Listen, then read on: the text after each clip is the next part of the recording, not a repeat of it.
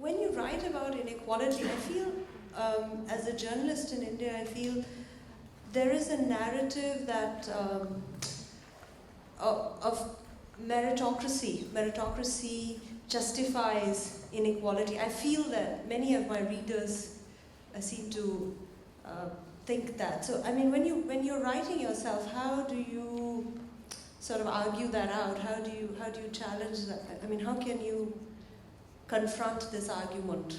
It's a great question. That's one of the things that I've been trying to, well, I've been in some ways working on, is to write about this. I think similarly in Singapore, there is a very strong belief that this is a meritocratic society and that what needs to be fixed, if anything, needs to be fixed. Yeah, I think increasingly people feel, increasingly we're hearing critiques that say it's a meritocratic society, but it's not working very well, and therefore we need to make sure people have equal opportunities. But I've been trying to tell students and to tell people that I've been talking to in various public talks that from a sociologist's point of view and from the point of view of the collective wisdom of a lot of sociological study, meritocracy, the outcome is inequality is absolutely logical to meritocratic systems, partly because these systems are not neutral in what they see as valuable qualities and what are not valuable qualities. Yeah? And so school systems do tend to reward certain kinds of qualities that also tend to be the qualities that middle class and upper middle class children have. And they sometimes acquire it through family socialization. They often acquire it through basically investments on the part of parents, right? And so we see that education systems increasingly, or in a lot of places, instead of educating, are really more in the business of sorting and hierarchizing and then legitimizing the result of that sorting mechanism. So it is, I think, to get people to see that takes a lot of unpacking, but there's actually a lot of work that's been done in sociology, that allows for us to, in fact, make those kinds of critical interventions. So this is more for Kimberly and Tau Chou. In your work over time, do you get confused as to, like, maybe, these, I mean, you call them nuances, right? But in looking at nuances, there's almost starting to be a little acceptance creeping into you. Do you at some point start to say, well, maybe that there's some good in all of this, or that there's something else that's going on? Do you get confused? I mean, we heard the earlier Sana, is it? Yeah, Sana. I mean, that was like, real clear, right? Find the Jesus in you. I mean, there is a right and a wrong. So that there was a kind of that kind of it is. Yeah, but whereas in your presentations, it was all riveting and very interesting and very good. But you're starting to say, well, wait, look at these people's lives. I mean, the lady that didn't have a shower got a shower, so hey, So I mean, do you in your work, do you sometimes kind of at moments when you're not in complete control, you get confused? I don't think there's a short answer to this, right? But I certainly think that the nuances cannot be overlooked. Otherwise, as journalists, we're not doing our due diligence. We certainly need to present the layers. And in the case of the Sabah, the invisible children, the stateless children in Sabah, the reaction that we got was from a lot of Malaysians is actually that, look, these guys are not Malaysians. They are a source of our problems, they are a source of our crimes. This is where the smugglers come from, weapons come from, and all the rest of it. And I think rather than trying to find the right and wrong and be the sort of just draw that solution and forgetting about the nuances, we need to be an important resource so that when NGOs, because we move on to other stories, we don't stay there. we're not activists and who will, stay the ground like transient workers count too. I know this is their thing. They need to keep fighting the cause. But for us, we move on to other stories. So we need to present a solid body of work as a point of resource for these change makers, or policy makers to refer to, so that they know what decisions to make after that. Once we shed light on the issue. I think, like he said, it's not a simple question to answer. One of the things I will say is that I would have written my book 5 years ago if I could tell a story of the Western savior who came to save all these traffic victims. And in fact, in the U.S., Nick Kristof, who dominates the New York Times, he's become a journalist celebrity off of poverty pimping. And so, in a way, the work took a lot to push back on.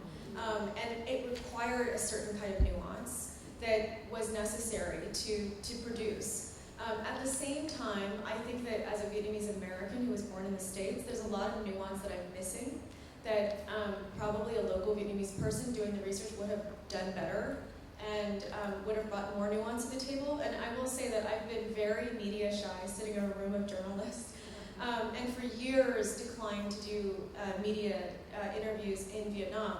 And recently, I agreed to do one that, I think it was a couple weeks, last month or something. And I was really impressed by the speed at which the journalists were able to bring that nuance to the table in 24 hours.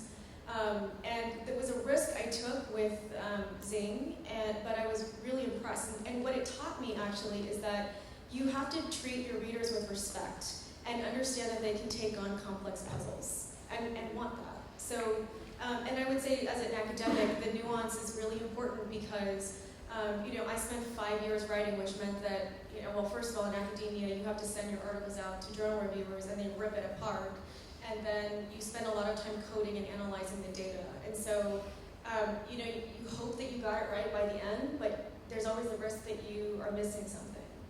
I want to add, because we've been using the word nuance a lot, and I love the word, but I also wanted to say that maybe context is a better word, or is a more precise word to describe what it is we're trying to do, right? Is to provide the context of the story, meaning to go beyond just looking at individual cases, but looking at how they are situated in a bigger picture.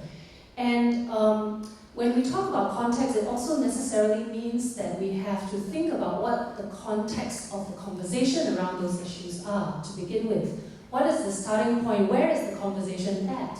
And on a lot of issues, the starting point of where the conversation is at is that people in positions of power have dominated the conversation. So providing nuance, capturing context necessarily means, I think, trying to capture the voices of people who have not been a part of that story, or generally included in the part of that story. Inequality, to a large extent, is pushed by empathy among the powerful, and we often tend to not acknowledge inequality, we kind of hide it away, like poverty in Singapore. I want to understand what you feel would it help bridge the gap if there were more shared spaces, more common spaces, or possibilities of engagement between the extremes? I think the first part of the question is whether inequality, or persistence of inequality, I suppose, is partly has to do with the apathy of people who might be in positions to do more. And I think apathy is a benign way of saying it. I think a more direct way of saying it might be interest. That we have certain interests, or varying members of society often have many interests in perpetuating the way things are. And I'm not talking just about people in specific positions of influence or power. The reason I bring up this individual narrative issue a lot now in my writing and in recent talks is because that's important, that if to the extent that so many of us who are professionals, who are academics or journalists or whatever, we too need a sense of self-worth and a sense of dignity, right? And meritocracy, or the belief in meritocracy working well, is a very important part of that. And so we have interest in perpetuating that myth, right? And so it is difficult, but it is necessary to disrupt that myth. Yeah? So I think it goes beyond empathy. It's that we have to confront that we have interest in perpetuating certain organizations of power. But there too lies potential for change, I think. Because if I go back to the earlier question about meritocracy, I think that the current education system in Singapore, for example, there's a price to pay for people at different points of it. So, when I talk about the low income, the price is quite obvious. The price is being marginalized, right? And being deprived of real opportunities to be educated. But for people in the middle who understand that any downward mobility is a big downward movement, and that it can really affect your material well-being, your long-term well-being, the well-being of your family, then there's also a great deal of anxiety, right, about this system. And so much money is spent on enrichment, on tuition, so much time is wasted on sitting with children doing homework, right? So much angst, right, is expended on this issue. So there's a price to pay as well for people or groups who look like they are beneficiaries of that system. And I think that's good potential, right? That in fact we share these circumstances, and that even if our interests look slightly different, we also have shared interests to fight a system that in fact everybody is in some ways trapped and oppressed by. One last question. Good afternoon, my name is Roshni. I'm an assistant adjunct professor at the National University of Singapore and a career journalist. My question relates to the administration of shelters in Singapore and how effectively they are run. In your opinion, and my question is posed to the NUS professor on the panel, in your opinion, do you think shelters in Singapore are fairly and justly run? And what system of checks and balances can be implemented to make sure that everyone is treated equally? I will get into you, but that's okay. I'm actually not. I'm not so sure where your question is coming from, because I'm not so familiar with shelters. And so the work I do is with residents of. It's in rental flats, and they're rented out directly by the HDB. I know that there are some flats that are designated as shelters, but I'm not familiar enough to know specifically what you're referring to. Yeah, but perhaps we can continue this conversation